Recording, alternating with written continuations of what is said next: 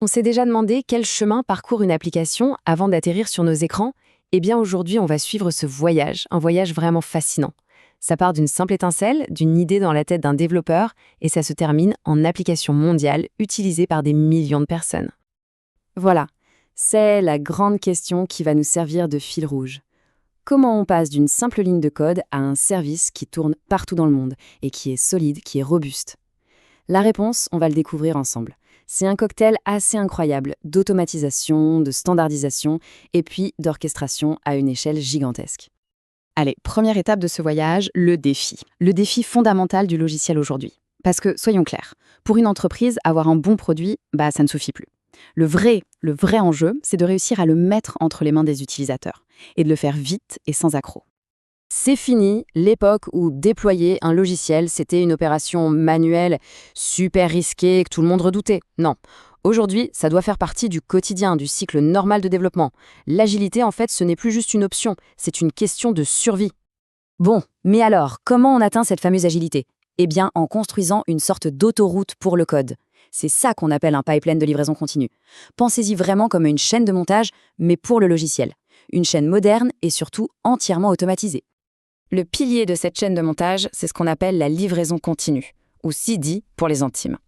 L'idée, elle est toute simple, mais elle est révolutionnaire. Chaque modification du code, même la plus petite, est tout de suite considérée comme prête à partir chez les utilisateurs. Et ça change tout. Ça réduit énormément le risque et le travail à chaque mise à jour. Alors, regardons un peu ce qu'il y a dans ce pipeline. La première moitié, ça s'appelle l'intégration continue, ou CI. Tout commence avec ce qu'on appelle le linting. En gros, on vérifie que le code est propre. Ensuite, les tests unitaires s'assurent que chaque petit bout de code fonctionne comme prévu. Après ça, on passe au build. On assemble tout ça pour en faire un paquet qui peut être lancé. Et enfin, on publie ce paquet, cet artefact, pour qu'il soit prêt pour la suite. C'est vraiment comme un contrôle qualité, mais totalement automatique et qui ne laisse rien passer. Et quand on compare les deux approches, le contraste est assez fou. Avant, un déploiement, c'était un événement. Un truc rare, super stressant et qui finissait souvent avec des erreurs. Aujourd'hui, avec une approche moderne, c'est une routine, presque une formalité.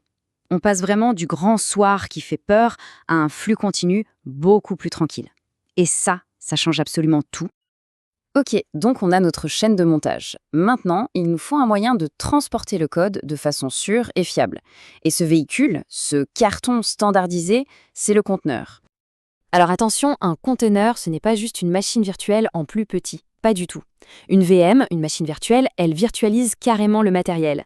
Elle embarque tout un système d'exploitation avec elle. Le conteneur, lui, il est plus malin. Il va virtualiser le système d'exploitation. En gros, il ne prend que l'application et juste ce dont elle a besoin. Le résultat, c'est beaucoup plus léger, ça démarre en 1 seconde et surtout, ça règle ce cauchemar que tous les développeurs connaissent, le fameux « pourtant, ça marche sur ma machine ». Donc, pour faire simple, un conteneur, c'est une boîte standardisée. Une boîte qui garantit que le logiciel va tourner exactement de la même façon, peu importe où il est. Et cette petite magie, elle est possible grâce à des fonctions qui sont au cœur de Linux.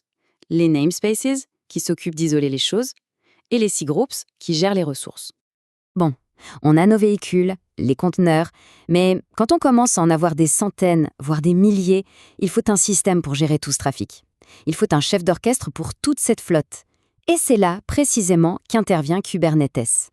Imaginez une seconde, devoir gérer à la main des milliers de conteneurs, les démarrer, les arrêter, les connecter entre eux, les surveiller. Ce serait juste mission impossible, un chaos total. Eh bien, Kubernetes, c'est la tour de contrôle qui va automatiser toute cette gestion. Et pas juste pour quelques conteneurs, non, à une échelle immense, en production. Alors, la brique de base, l'unité fondamentale dans Kubernetes, c'est le pod. Il faut voir ça comme une sorte de capsule. Une capsule qui peut contenir un ou plusieurs containers qui ont besoin de travailler très très proches les uns des autres.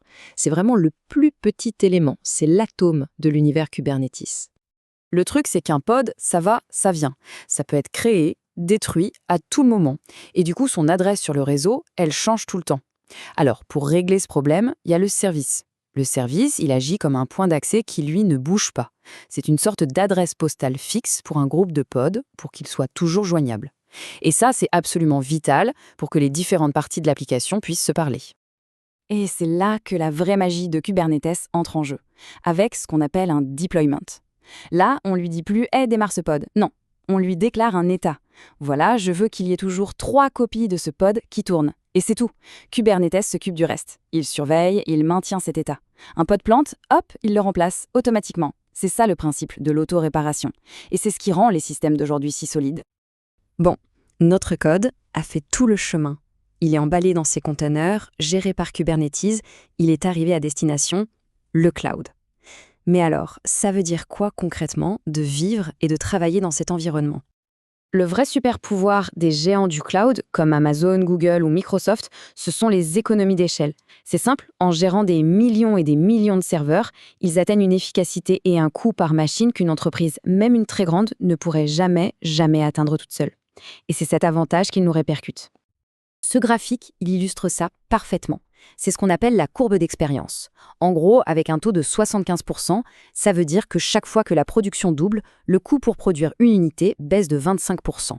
C'est cet effet boule de neige, cette optimisation constante qui rend les services de cloud public aussi compétitifs. Mais attention, le cloud, ce n'est pas le pays des bisounours. C'est un environnement où les pannes, ce n'est pas une question de si, mais de quand. C'est une certitude. Les serveurs peuvent tomber, les réseaux peuvent avoir des ratés, et puis il y a le pire, ce qu'on appelle les défaillances grises. Là, rien ne casse vraiment. C'est juste une dégradation subtile des performances. Et c'est bien plus difficile à repérer qu'un bon gros crash. Et souvent, ça fait beaucoup plus de dégâts. Et donc, au bout du compte, tout ce voyage du code jusqu'au cloud, eh bien, ça a complètement changé le métier d'ingénieur. Aujourd'hui, il ne s'agit plus seulement d'écrire du code dans son coin. Il faut comprendre et il faut construire tout le système qui va faire vivre ce code. Cette citation, elle résume parfaitement ce retour à la réalité. On a beau avoir toutes ces couches d'abstraction, d'automatisation, en dessous, les systèmes restent complexes. Les bases de l'informatique, le réseau, les disques, tout ça, sont toujours là. Et croyez-moi, ils savent se rappeler à notre bon souvenir, souvent de manière assez brutale et au pire moment. Allez, si on résume tout ce parcours en quelques points clés. D'abord, l'objectif, livrer de la valeur aux utilisateurs de manière rapide et fiable. Le chemin pour y arriver, c'est l'automatisation, avec les pipelines CI/CD. Le véhicule qu'on utilise, ce sont les conteneurs, nos boîtes standardisées. Le chef d'orchestre qui gère toute la flotte, c'est Kubernetes. Et la destination, le cloud. Elle nous offre une puissance incroyable, mais elle demande en retour une vraie excellence opérationnelle. Et on va terminer avec cette question, qui ouvre la réflexion. Tous ces outils sont hyper puissants, ils nous rendent incroyablement productifs.